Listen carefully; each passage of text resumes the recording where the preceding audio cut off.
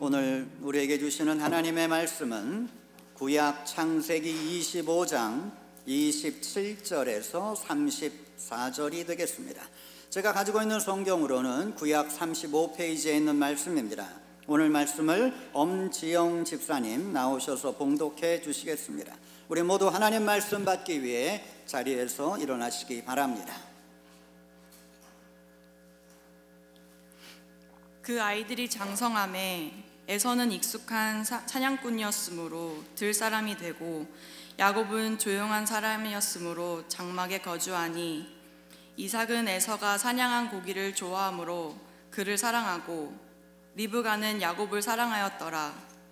야곱이 죽을 쑤었더니 에서가 들에서 돌아와서 심히 피곤하여 야곱에게 이르되 내가 피곤하니 그 붉은 것을 내가 먹게 하라 한지라. 그러므로 에서의 별명은 에돔이더라. 야곱이 이르되 형의 장자의 명분을 오늘 내게 팔라. 에서가 이르되 내가 죽게 되었으니 이 장자의 명분이 내게 무엇이 유익하리요. 야곱이 이르되 오늘 내게 맹세하라. 에서가 맹세하고 장자의 명분을 야곱에게 판지라. 야곱이 떡과 팥죽을 에서에게 주매 에서가 먹으며 마시고 일어나 갔으니 에서가 장자의 명분을 가볍게 여김이었더라.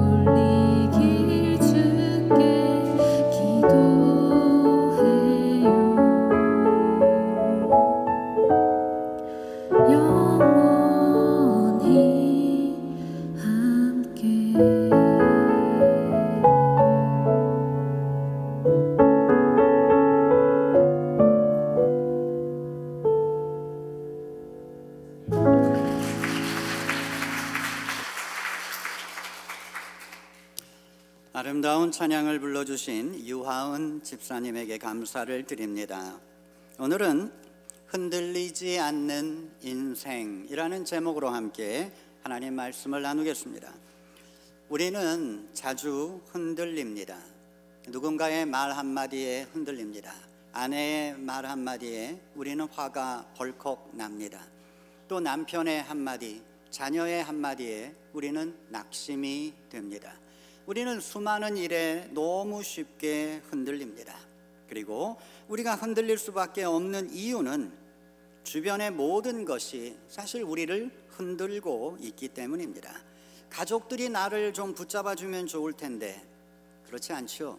가족들이 더 많이 우리를 흔듭니다. 사실 가족들은 내가 살아가는 이유고 기쁨인데 왜 이들은 계속 나를 흔들까요?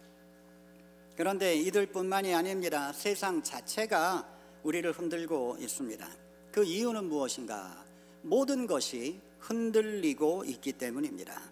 세상은 흔들리고 무너지고 파괴되어져 왔습니다. 세상 자체가 흔들리니 그 속에서 모두가 흔들릴 수밖에 없는 것입니다. 그러나 하나님께서는 우리에게 흔들리지 말아라 말씀하십니다. 홍해를 앞에 두고 두려워 떠는 이스라엘에게 아수르라고 하는 대국의 침략을 받아 두려워하는 히스기야 왕에게, 그리고 오빠의 죽음을 맞고 괴로워하는 마리아에게 하나님은 똑같이 말씀하십니다. 흔들리지 말아라. 재정적인 문제를 가지고 있는 우리에게, 미래에 대한 두려움을 가지고 있는 우리에게, 그리고 건강으로 근심하고 있는 우리에게 하나님은 오늘도 똑같이 말씀하십니다. 흔들리지 말아라.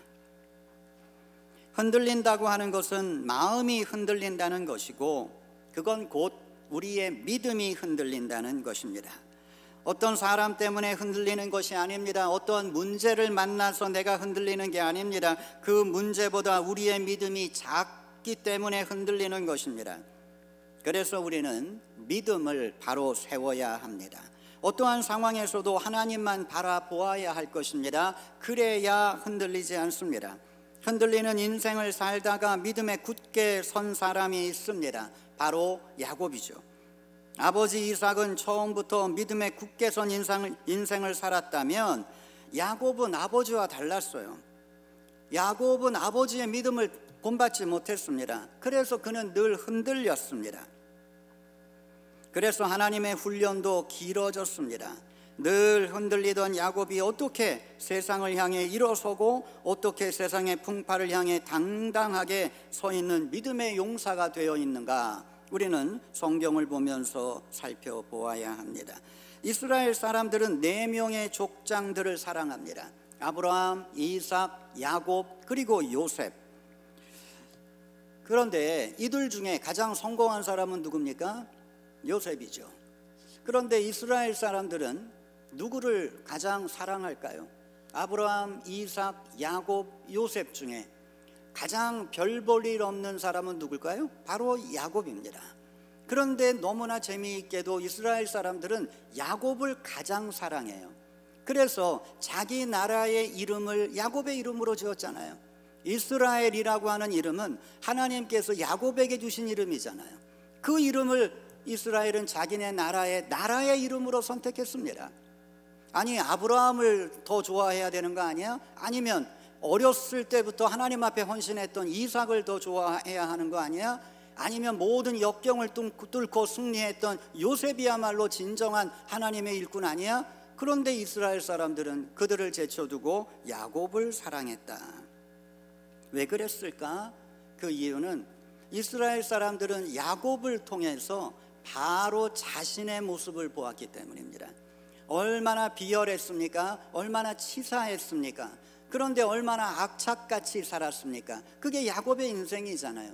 그러니까 야곱을 보면서 이스라엘 사람들은 자신의 모습을 보는 거예요. 그런데 야곱이 그렇게 끝난 게 아니잖아요. 어느 순간 각성하고 어느 순간 믿음을 새롭게 하면서 정말 하나님의 복을 받는 믿음의 용사가 되잖아요. 아, 야곱도 변하는구나. 나도 변할 수 있겠지. 나도 야곱에서 이스라엘로 변할 수 있구나 라고 하는 희망을 야곱에게서 보는 겁니다. 그래서 이스라엘 사람들은 야곱을 사랑하게 된 거죠. 자, 야곱은 그런 사람이었습니다. 흔들리는 인생을 살다가 어느 순간 자신의 인생을 새롭게 하면서 믿음에 서서 흔들리지 않는 그러한 인생으로 바꾸어 갔던 이러한 인물이다. 오늘 우리가 야곱의 이야기를 잠깐 다루려고 합니다. 그리고 야곱의 이야기를 보면서 나도 흔들리지 않는 인생을 살고 싶다. 누구에게도 흔들리지 않고 어떤 상황에서도 흔들리지 않고 나는 내 믿음의 길을 걸어갈 수 있는 이러한 인생을 살고 싶다. 우리가 야곱의 이야기를 보면서 그것을 배워야 할 것입니다. 오늘 성경이 주는 첫 번째 교훈은 하나님께서 원하시는 목표를 세워라 하는 것입니다. 오래전에 저희 교회에 계시던 집사님 부부가 있었습니다. 한 번은 이 집에 제가 신방을 갔습니다. 예배를 드리고 이제 부인과 남편 그리고 저희 부부 이렇게 앉아서 식사를 하면서 이야기를 나누었습니다. 부인이 남편에 대한 불평을 쏟아놓기 시작했습니다. 남편이 자기를 안 도와준다는 거예요. 자, 남편도 일을 하고 자기도 일을 합니다. 그러면 이제 집에 돌아와 보면 만약 남편이 먼저 돌아왔으면 남편이 뭔가 청소나 좀 설거지 같은 걸 좀 해놓고 있으면 얼마나 좋아요. 근데 똑같이 일하고 돌아왔는데 남편은 아무것도 안 하고 있고 자기가 그 모든 일을 감당하니까 이 부인이 화가 났던 거죠. 제가 신방을 가니까 남편 흉을 보면서 이야기를 하는 것입니다. 남편이 아무것도 안 도와준다는 거예요. 근데 이 남편이 굉장히 착한 분이었어요. 옆에서 자기 아내 하는 말을 다 듣다가 아내에게 이렇게 말하는 겁니다. 여보, 힘들면 나한테 말을 하지 그랬어. 그랬더니 그 말 한마디 했다고 아내가 더 화를 내면서 남편은 아주 혼이 났어요. 뭐라고 그랬냐면, 아니 그걸 말해야 알아요? 알아서 해야죠. 그냥 저는 웃었습니다. 저도 할 말이 없으니까. 그리고 저도 생각해 봤어요. 나는 알아서 하나? 나는 집안일을 알아서 하는 사람일까? 여러분은 어떠십니까? 여러분 집안일을 알아서 하는 스타일입니까? 아니면 누가 시켜야 움직이는 스타일입니까? 교회에서 일할 때는 어떠십니까? 여러분은 교회에서 일을 찾아서 알아서 하십니까? 아니면 누가 시킬 때 억지로 하십니까? 직장에서는 어떨까? 한번 생각해 보세요. 사람들은, 아내들은 남편이 알아서 해주기를 원합니다. 그런데 여러분 세상에 그런 남편 없어요. 어떤 남편이 알아서 해주나요? 아니 이거 해달라고 말해도 그거 못하는 게 남편입니다. 아니 그런데 뭐 어떻게 알아서 해주나요? 그러면 이걸 뒤집어서 한번 생각해 보세요. 아내는 남편이 말하지 않는 거 알아서 잘 챙겨주나요? 안 그렇잖아요. 남편도 어렵고 아내도 어렵습니다. 여러분 누구나 다 알아서 하는 사람 별로 없어요. 만일 그런 사람이 있다면, 만일 직장에 그런 사람이 있다면 오너는 어떻게든지 붙잡으려고 할 거예요. 그런 사람 보기 쉽지 않아요. 알아서 일을 찾아서 해? 야, 요즘 세상 그런 사람 어디 있어요? 어렵습니다. 가정에서 다툼이 일어나는 이유도 서로의 마음을 잘 모르기 때문이고 때로는 알면서도 귀찮아서 안 하기 때문입니다. 말하지 않아도 알아서 서로 도와준다면 싸울 일도 없고 참 좋을 텐데 그럴 수가 없어요. 우리가 하나님의 선택을 받고 사랑받기를 원한다면 우리는 하나님도 뭘 원하시는지를 알아야 한다는 것입니다. 하나님께서 나에게 너 이거 해라 라고 할 때 하나님 저 그거 너무 힘들어요, 이게 아니라 하나님 이거 필요하세요? 하나님 제가 이렇게 하기를 원하시나요? 내가 먼저 움직일 수 있다면 하나님 얼마나 기뻐하시겠어요? 여러분 우리가 하나님 원하시는 게 뭔지를 생각하면서 먼저 움직일 수 있는 그러한 우리가 되어야 할 것입니다. 그럴 때 하나님 우리를 사랑하지 않을 수 없어요. 우리는 사랑받는 사람이 되는 것입니다. 하나님께서 야곱을 사랑하신 이유도 저는 이거라고 생각합니다. 야곱은 하나님이 무엇을 원하는지를 알았어요. 그리고 그것을 위해 정말 열심히 움직였어요. 여러분 27절에 있는 말씀을 한번 보십시오. 그 아이들이 장성함에 에서는 익숙한 사냥꾼이었으므로 들사람이 되고 야곱은 조용한 사람이었으므로 장막에 거주하니 이삭은 에서가 사냥한 고기를 좋아하므로 그를 사랑하고 리브가는 야곱을 사랑하였더라. 자, 이 구절을 보면 야곱은 어렸을 때부터 아버지를 좋아했던 게 아니라 어머니를 더 좋아했어요. 어머니와 더 많은 시간을 가졌어요. 그러면서 아마 어머니로부터 여러 가지 이야기를 들었을 겁니다. 그리고 그 중에 하나가 뭐였을까? 저는 그런 생각을 합니다. 바로 이 에서와 야곱을 잉태했을 때 하나님이 들려주셨던 하나님의 꿈에 대해 어머니는 분명히 얘기해 주셨을 거예요. 그게 무엇입니까? 작은 자가 큰 자를 섬기리라. 결국은 야곱이 에서보다 더 풍성한 하나님의 축복을 받게 될 것이다. 바로 이 하나님의 메시지를 들었잖아요. 아마 리브가는 야곱을 키우면서 네가 태어날 때 하나님은 나에게 이러한 꿈을 주셨어. 너는 아버지의 뒤를 이을 축복의 계승자가 될 거야. 뭐 리브가가 첫째 아들 에서를 미워했다는 말이 아닙니다. 다만 하나님의 뜻이 둘째 아들에게 가 있다고 하는 것을 리브가는 마음에 품고 아마 야곱에게 그 이야기를 하지 않았을까? 했겠죠. 했으니까 야곱에게 욕심이 생긴 거예요. 형의 장자의 명분을 내가 취하야겠다고 하는 그 생각이 들어왔다 하는 것입니다. 하나님께서 원하시는 게 뭔가? 그것은 형이 아니라 나였구나. 야곱이 깨닫는 순간 그는 그것을 위해 자기의 인생을 던지게 되었던 것입니다. 그런데 사실 아버지의 축복을 계승한다는 건 쉽지가 않습니다. 어떻게 보면 불가능하죠. 지금도 그렇지만 예전에는 이렇게 장자에게 이어지는 축복권이라는 건 굉장히 중요한 거잖아요. 그런데 아니 형이 버젓이 살아있는데, 그리고 형은 아주 능숙한 사냥꾼으로 아버지의 사랑을 독차지하고 있는데 어떻게 자기가 아버지의 축복을 받을 수가 있겠습니까? 이건 참 어렵고 힘든 일이에요. 그런데 야곱은 이게 하나님이 원하시는 일이라는 걸 생각하면서 그것을 자기의 목표로 삼고 그 목표를 향해 달려가는 인생을 살았다 하는 것입니다. 그리고 결국은 야곱은 그러한 이삭의 축복의 계승자가 될 수가 있었습니다. 여러분, 우리도 인생의 목표를 세워야 할 것입니다. 어떤 일을 하고 싶으십니까? 사람은 목표가 있어야 부지런해집니다. 목표가 있어야 삶의 의욕을 느끼게 됩니다. 하나님께서 원하시는 것을 생각하시고 그것을 여러분의 목표로 세우시게 되기를 바랍니다. 그 목표를 바라보면서 매일같이 마음을 새롭게 하시기를 바랍니다. 그리고 그 목표를 바라보며 나아가십시오. 이러한 자가 결국은 흔들리지 않는 인생을 살게 될 것입니다. 여러분, 하나님이 기뻐하시는 목표를 세워야 그것이 나를 지켜주지, 내가 원하는 목표를 세웠다면 그건 욕심으로 끝나는 겁니다. 욕심으로 끝나는 목표, 내가 아무리 붙잡는다고 해서 하나님의 복을 받겠습니까? 그건 안 되잖아요. 그러니까 아예 처음서부터 내 욕심이 아닌 하나님 원하시는 목표를 붙잡고 가야 한다 하는 것입니다. 두 번째로 이 야곱의 이야기를 보면서 우리가 생각해야 될 건 목표를 놓치지 않는 능력을 키워라 하는 것입니다. 사람에게는 자기의 삶을 끌고 갈 수 있는 분명한 목표가 필요합니다. 그러한 목표가 생겼을 때 그 다음은 그 목표에 대한 집중력을 갖는 것입니다. 이러한 집중력만이 목표를 이룰 수 있게 해주기 때문입니다. 공부하는 학생에게 반드시 필요한 것이 바로 이 집중력이죠. 오늘날 학생들에게는 이 집중력이 부족합니다. 왜냐하면 너무나 하고 싶은 일이 많기 때문이에요.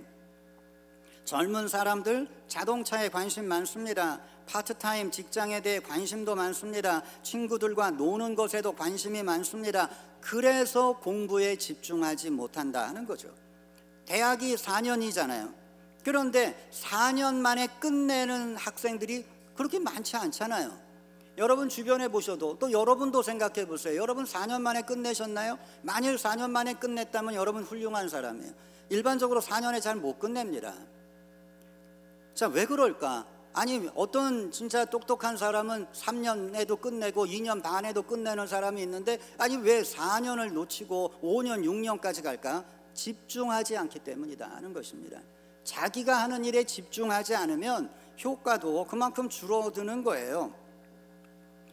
천재들의 특징이 뭡니까? 저는 천재들의 특징은 집중력이라고 생각합니다. 천재들은 자기가 하는 그 일에 정말 놀랍게 몰입할 수 있는 집중력이 있어요. 평범한 사람들은 그거 못 따라갑니다. 그래서 그들은 천재가 되는 것입니다.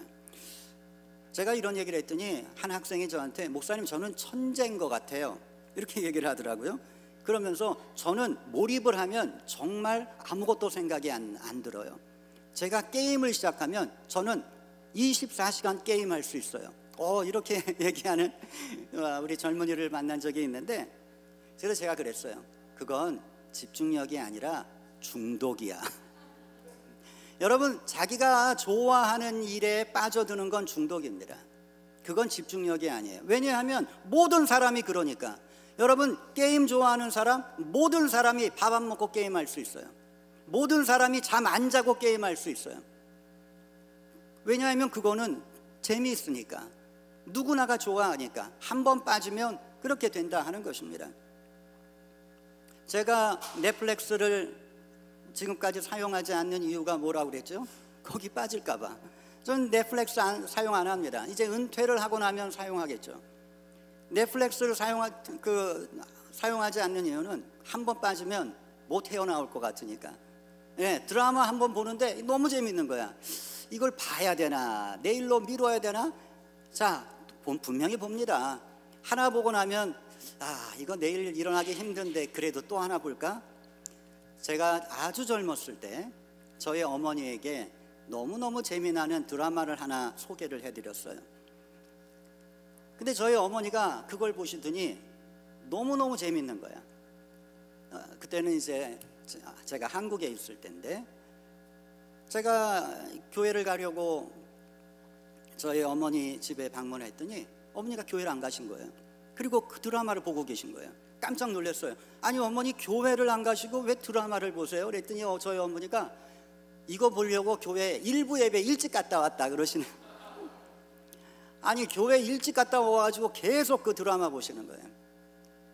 결국 16편짜리 드라마를 다 보시고 저희 어머니가 저한테 이제 선포를 하셨어요. 나 이제 드라마는 절대 안 본다. 나한테 소개해 주지 말아라.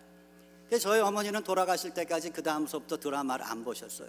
왜냐하면 자기가 빠져드니까 이거 교회 일에 소홀할 수 있구나 이 생각하시고는 내가 기도를 못할 망정 기도를 끝까지 붙잡기 위해서는 드라마는 포기해야 되겠구나 이 생각을 하시고 드라마를 안 보셨는데 가만히 보면 저도 제 어머니를 닮은 것 같아요. 이거 빠질까 봐 나는 은퇴하기 전까지 넷플릭스 내 인생에 없다.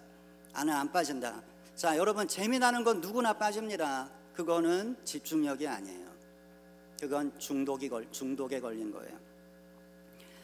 사람은 힘든 일, 그런데 해야만 하는 일, 가치 있는 일, 거기에 집중할 수 있어야 된다 하는 것입니다.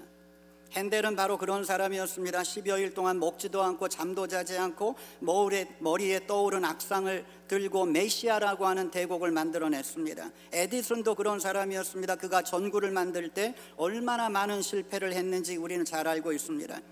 요즘 자동차 포드가 굉장한 좋은 것들을 많이 만들어내잖아요.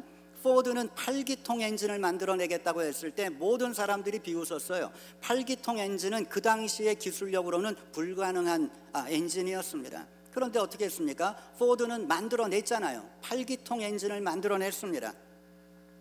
천재의 특징은 한 가지 일, 가치 있는 일에 집중한다고 하는 것입니다. 반면에 평범한 사람들은 여러 가지 일에 분주합니다. 사람이 왜 흔들리는가? 목표가 없기 때문입니다. 그리고 목표가 있어도 그 목표에 집중하는 능력이 부족하기 때문입니다. 이러한 입장에서 보면 야곱은 훌륭하죠. 그는 장자가 아닙니다. 그럼에도 불구하고 그는 장자의 축복을 목표로 삼았습니다. 그 목표를 이루기 위해 최선을 다했습니다. 사냥에서 돌아온 형에게 제안을 합니다. 내가 맛있는 팥죽을 줄 테니 나에게 장자의 명분을 달라는 것입니다. 아니 얼마나 치사합니까? 이렇게까지 해야 하나? 이런 생각이 듭니다. 그러나 이게 야곱의 특징이다 하는 거죠. 그는 자신이 원하는 것에 대한 대단한 집중력을 보여주고 있습니다. 그리고 하나님은 그러한 야곱을 치사하다고 하지 않으시고 오히려 귀하게 사랑하셨습니다. 여러분 원하시는 목표가 있으십니까? 그것에 어느 정도나 집중하고 계십니까?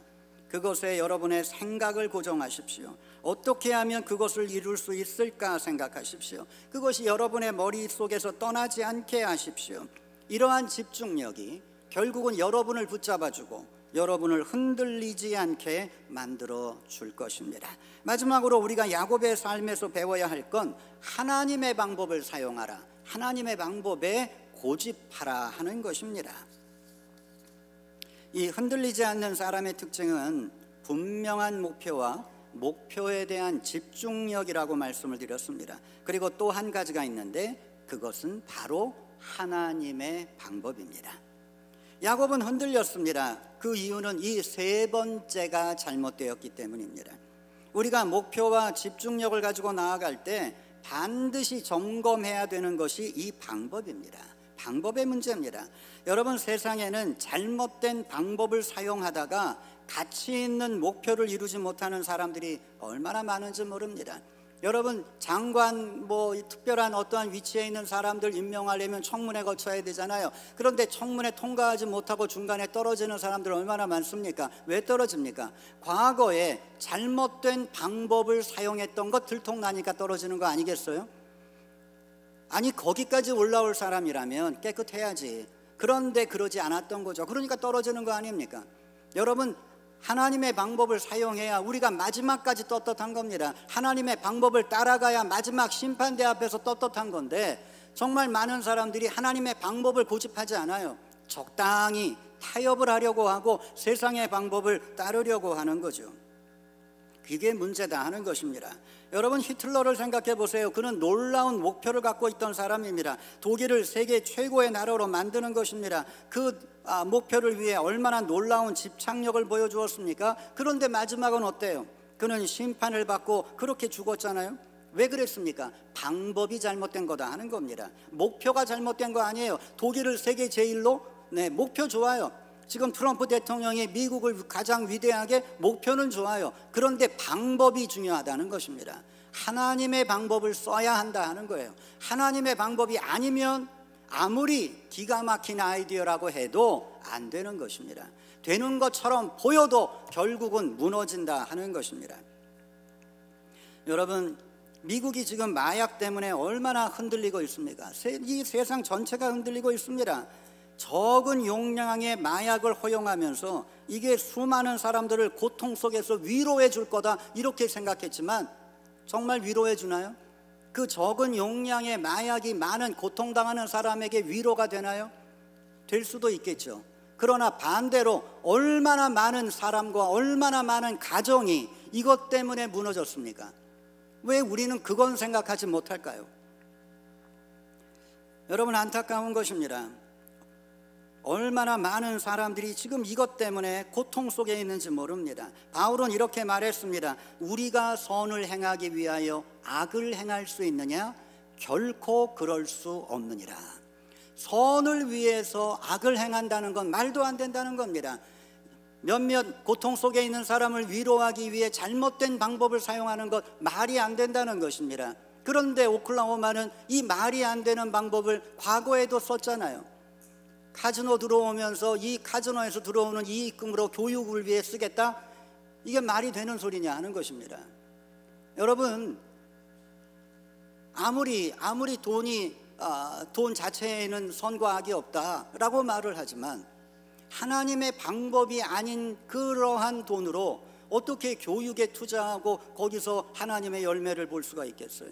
실패한 겁니다. 카지노 때문에 망한 사람 더 많습니다. 이게 안타까운 거죠. 방법이 잘못된 겁니다. 사탄의 방법으로는 하나님의 뜻을 이룰 수가 없습니다. 예수님에게 사탄이 유혹할 때 그가 들고 나온 방법은 뭐예요? 결국은 사탄의 방법이잖아요. 다 괜찮아 보여요. 그렇게만 하면 성공할 것처럼 보이죠. 그러나 예수님은 다 물리치셨어요. 왜? 그건 하나님의 방법이 아니니까. 그리고 예수님이 선택하신 방법은 무엇인가요? 십자가였습니다. 예수님은 십자가로 하나님의 길을 이루기를 원하셨지 사탄의 방법으로 그게 쉽다고 해서 그 방법을 선택하지 않았다는 것입니다. 야곱의 문제가 이것입니다. 그는 방법이 잘못됐어요. 형과 아버지를 속이면서까지 자신의 목표를 이루기 위해 노력했습니다. 이 방법에 문제가 있구나 우리는 생각해야 합니다. 결국 이것 때문에 야곱은 아버지의 집을 떠나서 삼촌의 집으로 가야 했습니다. 그 잘못된 방법을 버려야 했기 때문입니다.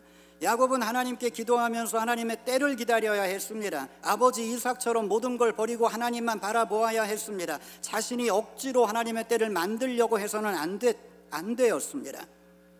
여러분, 하나님은 언제나 우리에게 하나님의 방법만을 요구하십니다. 하나님께서 선택한 자가 잘못된 방법으로 목표를 이루려고 하시면 하나님은 고난으로 그를 이끄십니다. 왜? 그 방법을 버리라고 하는 거죠. 그래서 야곱의 인생의 고난이 시작이 되는 겁니다. 야곱에게 너 이러한 모습은 버려야 돼. 하나님의 뜻을 이루기 위해서는 하나님의 길을 따라야 돼. 이렇게 하나님 말씀하고 계시다 하는 것입니다. 야곱의 긴 집을 떠난 방랑의 시간은 왜 시작이 되었을까? 하나님의 방법을 따르지 않고 인간적인 방법을 선택한 야곱에게 문제가 있는 겁니다. 우리도 우리의 문제, 우리의 목표를 이루기 위한 방법을 점검해 보아야 합니다. 하나님이 기뻐하시는 방법인가를 생각해 보아야 합니다. 여러분, 방법도 목표만큼 중요한 겁니다. 여러분 인생의 목표가 중요하죠.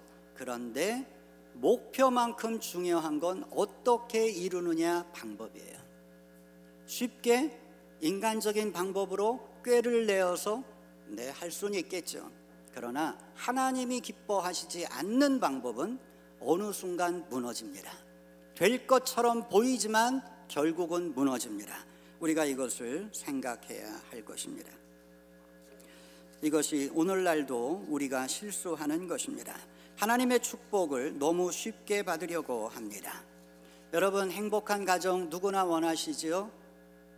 그런데 어떻게 하면 행복한 가정을 얻나요? 내가 돈만 많으면 행복한가요? 내가 돈만 많으면 내 자녀들이 다 행복한 인생을 사는 건가요? 내가 돈만 있으면 걱정이 없나요? 여러분, 세상에 돈이 아무리 많아도 안 되는 일이 더 많습니다. 그러한 일들 때문에 우리를 힘들게 만드는 것입니다. 여러분, 하나님의 방법을 늘 생각하셔야 됩니다. 하나님을 붙잡아야 합니다. 하나님의 방법, 그것은 십자가입니다. 눈물과 희생과 포기와 헌신. 자, 이것이 결과는 역사를 이끌어왔다 하는 것입니다. 여러분의 인생도 마찬가지입니다. 십자가가 여러분을 이끌어가는 거지 다른 인간적인 방법이 여러분을 지켜줄 수가 없습니다.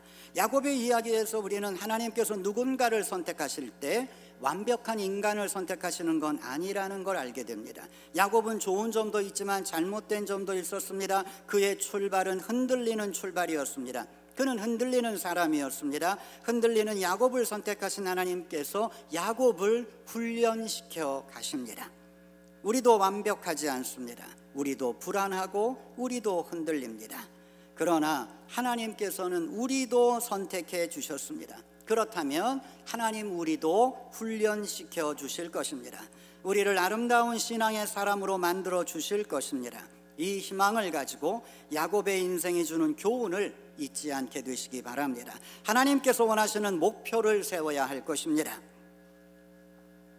그 희망을 가지고 우리는 집중력을 보여야 할 것입니다. 인생을 하나님의 방법으로 살아가야 할 것입니다. 이러한 인생을 살아가면서 결국 여러분의 목표를 이루시고 하나님의 축복을 이루시는 여러분 되시기를 예수님의 이름으로 축원합니다. 기도하겠습니다. 은혜로우신 하나님, 야곱은 흔들렸습니다. 그런데 하나님의 훈련을 통해 어느 순간 더 이상 흔들리지 않는 믿음의 용사가 되었습니다. 하나님, 야곱처럼 우리도 그렇게 되기를 원합니다. 하나님, 우리는 지금 흔들립니다. 그러나 우리도 야곱처럼 믿음으로 나아가고 하나님의 훈련을 받으며 흔들리지 않는 인생을 살아갈 수 있도록 우리를 붙잡아 주시옵소서. 언젠간 먼 훗날 우리의 과거를 돌아보며 이 모든 건 하나님의 은혜였다고 하나님 앞에 영광을 돌릴 수 있는 우리의 귀한 인생이 되게 하여 주시옵소서. 예수님 이름으로 기도하였습니다. 아멘. 네, 여러분, 우리 교회에 알리는 말씀 참고하시기 바랍니다. 월요일부터 수요일까지 달라스에서 한인연합감리교회 중남부 지역 중앙위원회 모임이 있습니다. 그래서 새벽 기도는 목요일과 금요일에 있겠습니다. 여러분 기억하시기 바랍니다. 토요일 아침 10시 중보기도 모임이 있습니다. 기억해 주시기 바랍니다. 지난 목요일과 금요일에 우리 여선교회에서 맛있는 염소 전골을 만드셔서 판매를 하셨어요.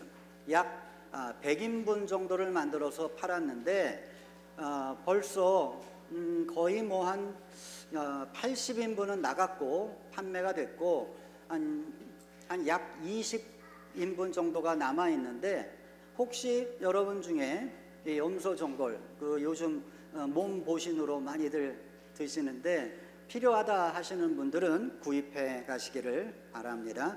오늘 점심봉사 남선교회에서 수고해 주시겠습니다. 오늘 헌화는 김희수 권사님 결혼기념일을 맞아 봉헌해 주셨고, 생일을 맞으신 분들 제가 소개해 드리겠습니다. 조형권 권사님, 그리고 이윤규 집사님, 이경진 집사님, 이춘자 집사님, 강명자 권사님, 조은혜 집사님, 박태훈, 이광용 장로님, 짐 가드너 집사님, 이윤진 집사님, 그리고 헨리윈 어린이. 자, 이렇게 생일을 맞으신 분들 축하를 드립니다. 그리고 오늘 아주 반가운 얼굴이 이렇게 등장을 하셨어요. 자, 우리 손세연 집사님의 동생 손보연, 닥터 손스 패밀리. 자, would you like to stand? 잠깐 일어나시겠어요? 네, 아주 오래간만에 이렇게 방문을 하셨어요. 고맙습니다. 은혜로우신 하나님, 우리의 하루하루가 흔들리는 시간들입니다. 이러한 삶을 살아가야 하는 우리에게 믿음을 주옵소서. 강한 믿음을 주옵소서. 어떠한 사람을 만나든 어떤 소리를 듣든 어떠한 문제를 만나든 흔들리지 않는 강한 믿음을 주시옵소서. 이 믿음으로 살아가는 하나님의 거룩한 자녀들 되게 하여 주시옵소서. 이제는 우리 주 예수 그리스도의 은혜와 하나님의 사랑과 성령의 거룩한 역사하심이 우리 모두와 함께 하시기를 간절히 축원하옵나이다. 아멘.